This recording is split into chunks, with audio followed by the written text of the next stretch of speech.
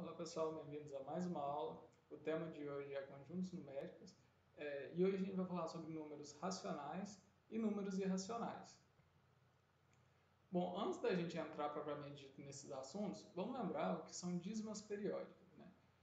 Dízimas periódicas são números decimais com infinitas casas decimais que se repetem de acordo com um padrão.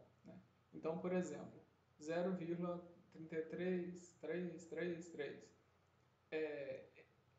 Esse número, quando a gente coloca os três pontinhos, indica que ele tem infinitas casas decimais, certo? E a gente percebe que o 3 está se repetindo. Então a gente fala que essa é uma dízima periódica e fala que o período dela, o período é igual a 3. Isso aqui essa questão do período não é importante para a gente no momento. Tá? Por exemplo, 0,555. O 5 se repete. Então é uma dízima periódica de período 5. 0,123,123. Qual que está se repetindo aqui? É o 123, então também é uma dízima periódica de período 123, certo? Então, antes da gente entrar na parte de conjuntos racionais, é bom ter claro essa ideia. Esses números, eles também podem ser escritos como forma de fração. Se vocês recordarem, como transforma uma dízima em fração? Por exemplo, 0,33 é 1 sobre 3. 0,555 é 5 sobre 9. Então, depois vocês podem até fazer na calculadora aí. 123 é 123 dividido por 999. Quando a gente tem uma dízima, para transformar em decimal, basta dividir por 9. No primeiro caso, teríamos 3 sobre 9. E 3 sobre 9 é 1 terço.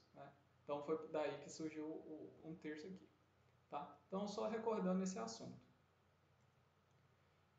Bom, então, o que são números racionais? Os números racionais são todos os números que podem ser escritos em forma de fração. Ou, então, eles são dízimas periódicas para o caso que eles forem decimais. De uma maneira mais formal é falar que é todo A dividido por B, um número racional, todo número A sobre B, tal que A e B são números inteiros. Lembrando que o B tem que ser diferente de zero. Divisão por zero não está definida aqui para a gente. Então, por exemplo, quem são os números racionais? Um meio é uma fração, então ele é um número racional. E aí a gente vai falar que um meio pertence a Q. Aí a gente coloca um Qzinho um pouquinho mais bonito. 0,3 pertence ao conjunto dos números racionais, por quê? A gente consegue escrever ele em forma de fração, que é 3 sobre 10. Então, ele também pertence ao conjunto dos números racionais. Pensar outro exemplo. 1/5 também pertence ao conjunto dos números racionais. E por aí vai. Todo número que pode ser escrito como forma de fração é um número racional. E aí tem os casos os casos decimais, 0,3, ou então até a dízima periódica, 0,33, ele também é um número racional, Sempre que a gente tem uma dízima periódica, então vai ser um número racional, por quê? Porque a gente consegue escrever ela como forma de fração, 3 sobre 9. E ela é um número racional também, tá? E o 2? E o 3, 4, que são números naturais e inteiros, que a gente viu na última aula, eles pertencem ao conjunto dos números racionais? Pertencem. Por quê? Porque o 2, ele pode ser escrito como 2 sobre 1. Na verdade, ele é escrito como 2 sobre 1. Então, ele é uma fração. Ou, então, ele pode ser escrito como 4 sobre 2, ou 6 sobre 3. Então, o 2, ele é um número racional. O que a gente conclui com isso? Que o conjunto dos números racionais, ele contém o conjunto dos números inteiros e o conjunto dos números naturais. Então, todo número natural é um número racional. Então, se a gente lembrar lá, 1, o 2, 3, o 0, o 4, todos esses são números racionais. No conjunto dos números inteiros, menos 1, menos 2, menos 3, menos 4, todos esses são números racionais também.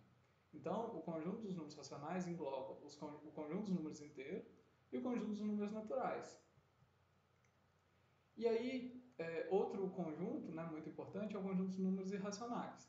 Pensa, se os racionais é todo número que pode ser escrito como forma de fração, o conjunto dos números irracionais é justamente o contrário. São todos os números que não podem ser escritos como forma de fração, ou seja, são as dízimas não periódicas, né, para os casos que o número está em decimal.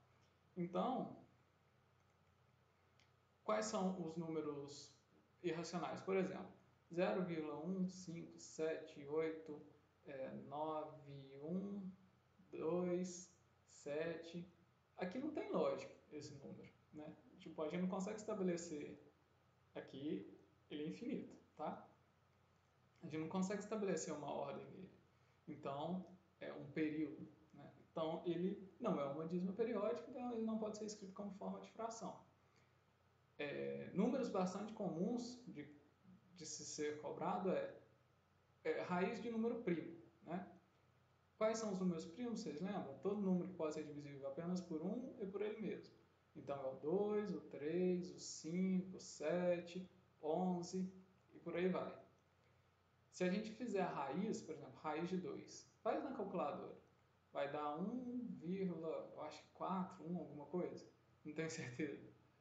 Ela é um número irracional, tá? Então, a raiz de número primo é sempre um número racional.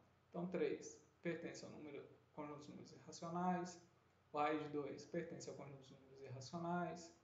Esse número estranho também pertence ao conjunto dos números irracionais.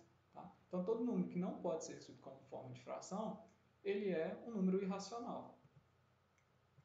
E aí, se fizermos, então, aqueles esqueminhas, a gente tem essa relação.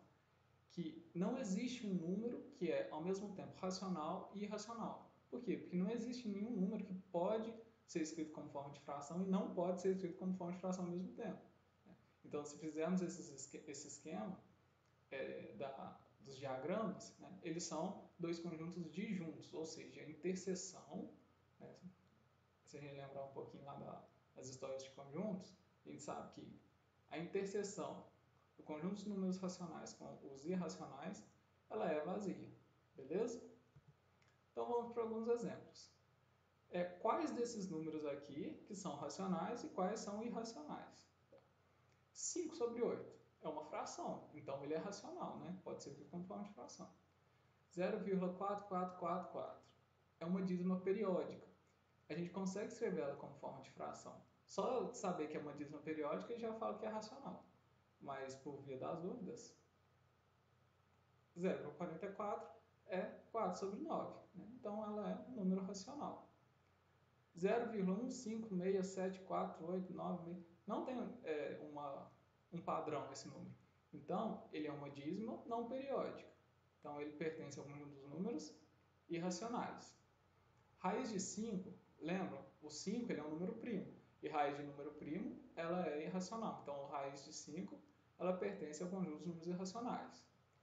0,444 é um número racional também, né? Pode escrever como forma de fração. Aqui, ó, ele não tem infinitas casas decimais.